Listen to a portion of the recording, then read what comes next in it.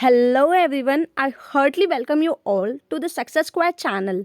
Today we will be discussing the most important case laws of the pleading under CPC. ये case laws हम लोग mains writing answer writing में भी लिख सकते हैं और साथ ही साथ ये प्रीलिम्स में भी पूछा जाता है. So let us discuss that. The first number being Thorp versus Holdsworth. इसके बारे में ये जो केस लॉ है ऑब्जेक्ट्स ऑफ द प्लीडिंग के बारे में बताता है कि पार्टीज़ जो है वो अपना डेफिनाइट इश्यूज मेंशन करेगा प्लीडिंग में. ये प्रिवेंट करता है सरप्राइजेज एट हियरिंग. पार्टी जो है वो पहले से ही जानकर रखेगा कि उसका ओपोनेंट कौन से केस से मीट करने वाला है और ये रिड्यूस भी करता है एक्सपेंसेस और डिले होने से भी बचाता है. यहाँ पे रियल डिस्प्यूट्स के बारे में बताया जाता है. एरिया ऑफ कन्फ्लिक्ट को नैरो डाउन कर देता है और साथ ही साथ जो मेन ऑब्जेक्ट है वो Ram Swaroop versus Vishnu Narayan inter college में भी लिखा हुआ है कि जो मेन ऑब्जेक्टिव है प्लीडिंग का वो है to prevent the miscarriage of justice.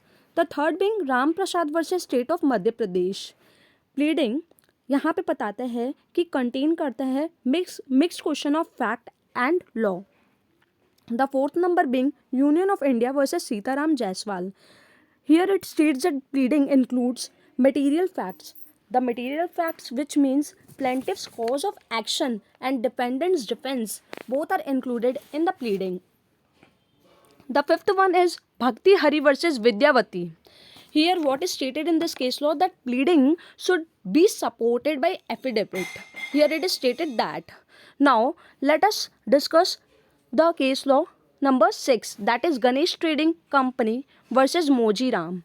Here it states the main object that prevents a surprise at hearing, as well as it also states about the main objectives which we have discussed in the first case laws even.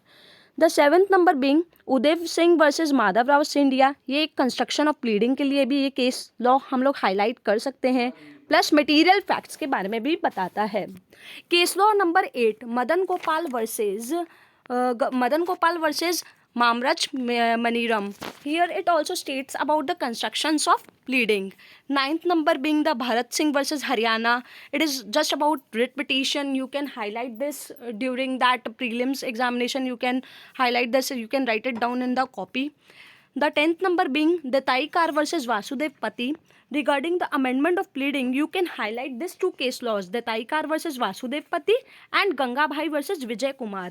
इसके साथ ही साथ एक बहुत important case law है जो कि pleading chapter से लिया गया है, दलीप कौर वर्सेस मेजर सिंह. ये बहुत इंपॉर्टेंट केस लॉ है. You can write it down also. ये भी अमेंडमेंट के लिए बहुत इंपॉर्टेंट है और साथ ही साथ इस केस लॉज में प्लीडिंग्स को बोला गया है कि वो कंस्टिट्यूट होना चाहिए लिबरली.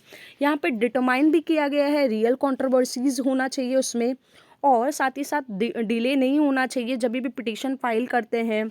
ये मिनिमाइज करता है लिटिगेशन पार्टीज़ के बीच में और यही चीज़ हम लोग मेंशन कर सकते हैं जब ऑब्जेक्ट्स आएगा प्लीडिंग का क्वेश्चन मेंस में, तो ये भी हम लोग लिख सकते हैं.